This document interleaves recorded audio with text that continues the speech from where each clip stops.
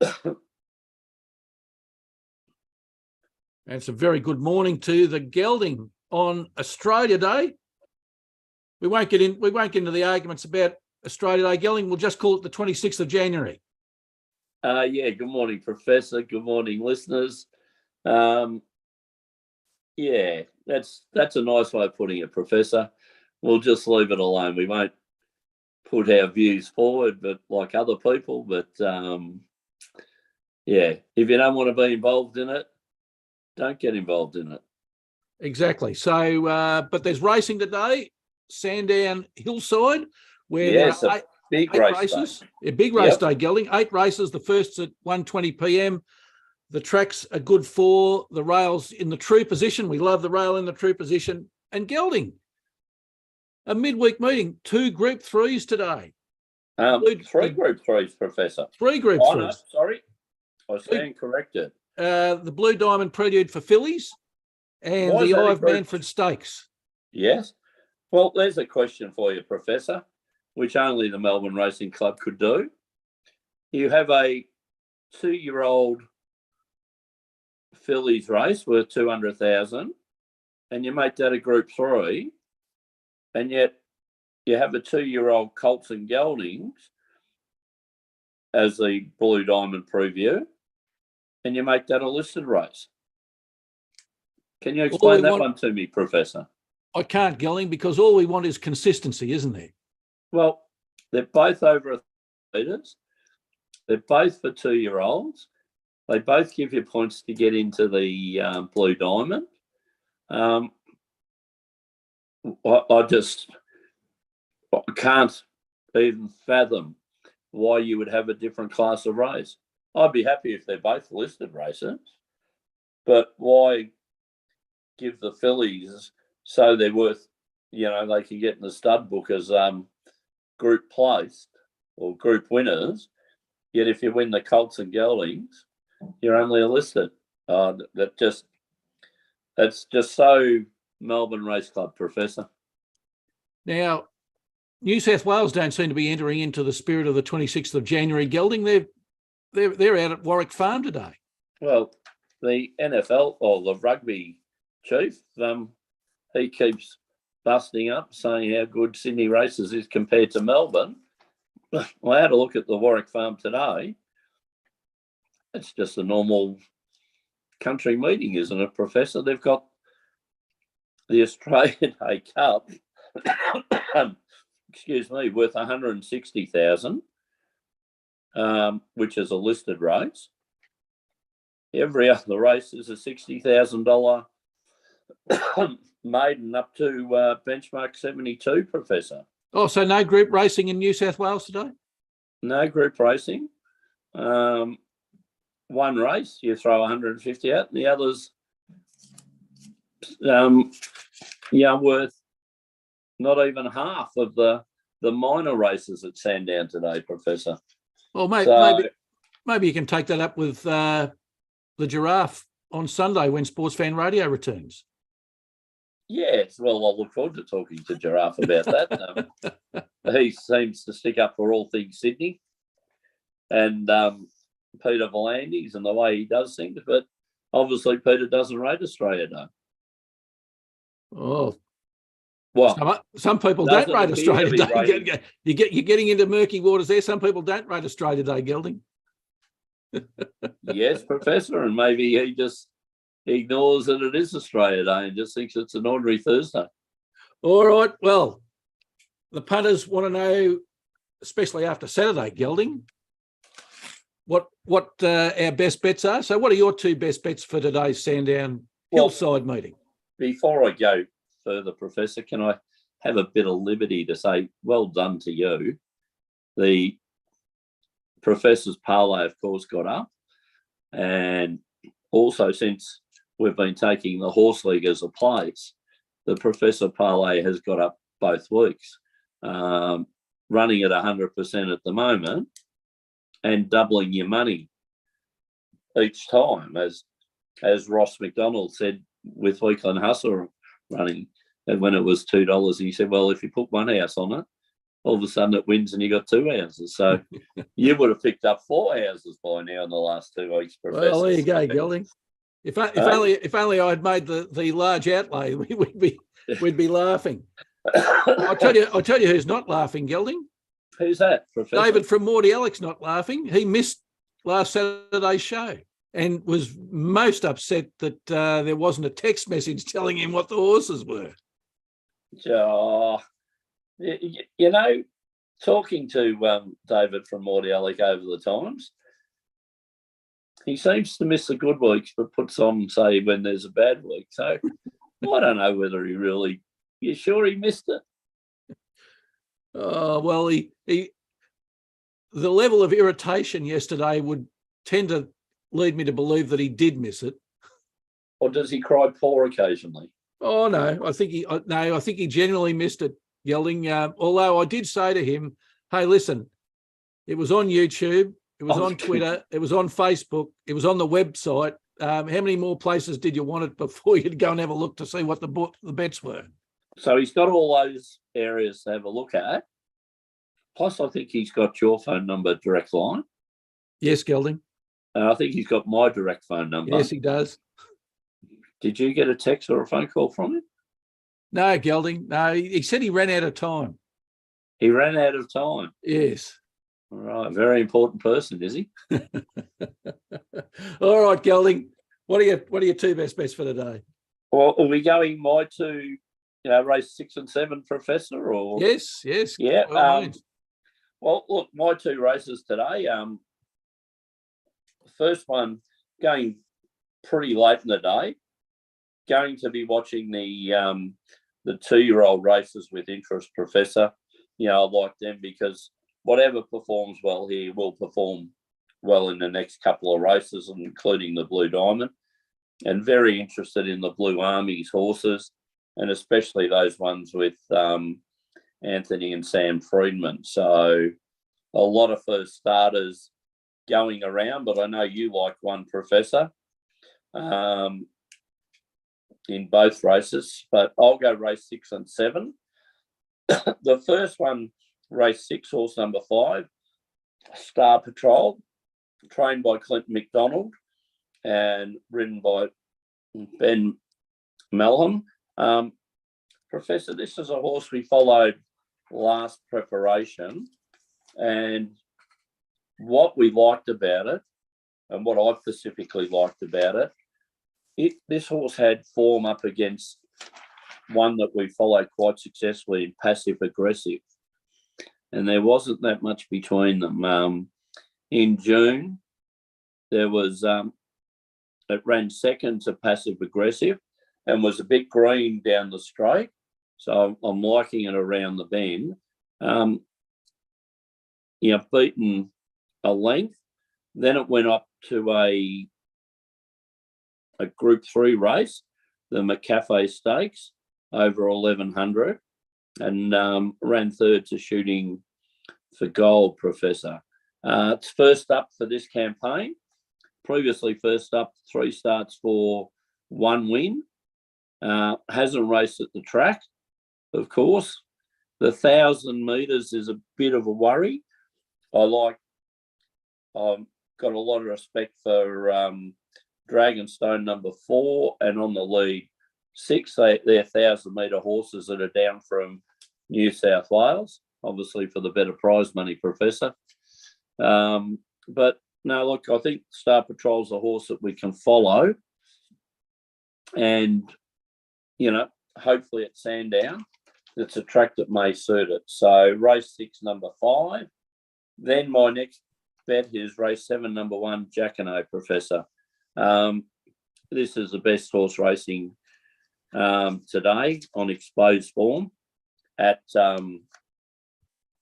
Sandown, trained by Mick Price, Mick Kent Jr., and to be ridden by a jockey who I particularly like, Professor, in Damien Lane. I think Damien's a fantastic jockey. It's first up form of this horse is fantastic. 2 starts for 2 wins, Professor. it won the Golden Rose Stakes over 1400 up in Sydney. 8 starts for prize money of 1,800,000, Professor. 3 wins. Last start it was 9th, beaten 4 lengths in the Coolmore Stud Stakes at Flemington over 1200. Today's race is over 1300. I think this was a 2-year-old sprinter that is now kind of, as it's got on as a 3-year-old, it may be better over 1400 to 1500 to a mile, Professor. So shooting off today at 1300, I think Damien Lane can get the horse to the middle of the track, and hopefully it puts in a good run home, Professor. And you like? Yeah, Gelding. Just in race 6, there's a smoky there that, and I know it's, it's only an opinion. You're not number 1 in race 6, are you, Professor? No, number 9, Gelding. Yes, Alpha 1. The reason I suggested it. Look, it's $2.10 for the place at the moment, so I'd be suggesting that punters have a look at that, taking it for a place for it's $2.10, and I say that because it ran second in August in the Vane Stakes, which is a Group 3 at Caulfield. It ran second to Giga Kick.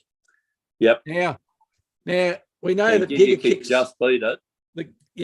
We know that since then Giga Kick's won a Group 2 and a Group 1, which the Group 1 was the Everest. Yeah. So not bad form. If it can reproduce what it did back in August, it should win a place in that race. Professor, I agree with you completely. The one thing that worried me, and we've read an article about the horses, it's changed stables. It's now with Trent Buston and Natalie Young. When it was in that form, Professor, was trained by the Snowdens. There you go. And I just wonder, they've apparently had the horse for 2 or 3 weeks. I'm just wondering why the change. Like, the Snowdens are probably as good a trainer as anyone in Australia. Buston and Young are very good trainers, but I would have the Snowdens on a higher pedestal, in my own opinion, Professor. Well, Gelding, we probably know what's happened. Ownership has had a difference of opinion with the Snowdens, I would have expected. Yes. And look, I think it'll be heading for reading the article, and that may be right, Professor, because Trent Buston did say that they're looking at group races with the horse. So, look, that may be well. But, look, I know we'll be following Passive Aggressive, Professor. Yes. Because we identified that it was a group horse. Yes. And there wasn't much between it and Star Patrol, and that's the reason why I'm doing it. So, look, plenty of dangers here.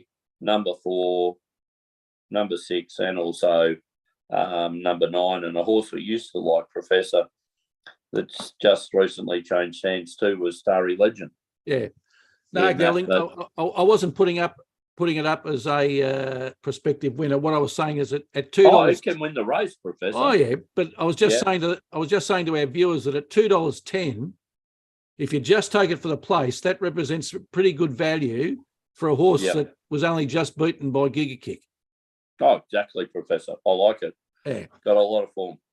All right, Gelding, my 2. Race 4, the Blue Diamond preview for fillies. As you said, it's a Group 3 race for 2-year-old fillies over 1,000 metres. I like in that race, horse 2, Gelding, Aditi. Yeah. Only had 1 start for a second, so it's got a 100% place rate. It was beaten by Zolfiger in October at Flemington, and Zolfiger's since run in a Group 3. Jamie Carr's aboard. It's trained by Gai Waterhouse. Gai Waterhouse in career form, Gelding. 19% for her career, but over the last 50, 26%. So they've seemed to have hit form, haven't they, that stable? And at $3 at the moment, Gelding, you can get $3 fixed. That represents pretty good value, I think, in that race. I like it, Professor. A lot of good horses that haven't raced. So it'll be interesting to see that. But, you know, with a Gay Waterhouse trained horse, you know, it's going to be up there. It's by Exceeding Excel, a great sprinting sire. Strong barrier 1. It's going to get to the gate. You know, you're going to be up there, out of pressure. So the others have to do a bit to come over it. And look, it was only beaten a neck in its first run in the Maribyrnong Plate, which is normally traditionally a good form guide for 2-year-olds going forward into these kind of Blue Diamond races. Yeah, Gelding. And look, I just think it represents good value. So race 4, horse 2, Aditi. And my second selection, Gelding, and you and I agree on this one, race 8, the John Dillon Stakes. It's a listed race over 1,400 metres. I like in that one. Horse 8, Pal de Oro, coming out of barrier 12. It's had 16 starts for 5 wins and 6 placings. Gelding, it's a horse we've been on before. Yes. It's got a 31% win rate, a 69% place rate. Its last start, it was third in the Chester Manifold Stakes, which is a listed race, so it's in equal class. Gelding, I did pick up that in December it beat Nicolini Vito, which has been in a purple patch of form recently, so that's probably pretty good form taking it in. Jamie Carr's in the saddle. She's on a 20% win rate over her last 50. Ma Eustace stable, well, they're recognised. I think they're on top in the Trainers' Premiership, aren't they, Gelding? Yes, they are, Professor. Yeah, and on top for a reason. And at $4.20 and $1.75 represents very good value, Gelding. So my two, race 4, horse 2, Aditi, race 8, horse 8, Pal de Oro. I like them, Professor. Now, most importantly, what everyone's waiting for. The Professor's Parlay. The very, very, very successful Professor's Parlay. Both the win and the place, of course. Well, we haven't really gone the crow for last Saturday, Gelding. 4 selections, 2 from you, 2 from I, 4 winners. The all up win bet got up, the all up place bet got up, the Professor's Parlay got up. Both Professor's Place Parlay got up. So it was a very healthy, satisfying day for the Gelding and the Professor. Gelding? Yes. And David from Audiolic? No, not in David from Audiolic. I wonder if the judge tuned in. Oh, yeah. Well, there's another one. And the Giraffes. You know, they're always saying they're looking for a win. Yeah. But doesn't the judge use other people, Professor? Yeah, I think he's more on omen betting. Right. I thought he got in a little syndicate there sometime where they invested a bit of money to have a crack at it and turn that into nothing, didn't they? I don't think they're not doing as well as you and I, Gelding. Beautiful, Professor. All right. Yeah, go on. We'll leave that to the judge. Yeah, we will. All right, Gelding. The Professor's Parlay, the agreed bet of the day at Sandown, race 7, horse 1, Jacquinot. And let's parlay that into staying away from the National Football League, Gelding.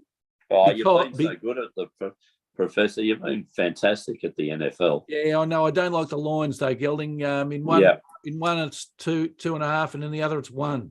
Oh, they're very even divisional. Yeah, very even. Too hard to pick. So we're going for the Australian Open, Gelding, the men's semi-finals. We're going for Stefanos Tsitsipas to beat Karen Khachanov. Tsitsipas sitting number 4 in the world. He's played 9 matches in 2023 for 9 wins. Khachanov is number 20 in the world, 8 wins from 10 starts. So I think Tsitsipas looks good at $1.35. And then the other semi-final, the Joker. Professor, when Tsitsipas playing, can we go and buy a nice souvlaki from Oakley or something like that? You think? We should, Gelding. We should. Right.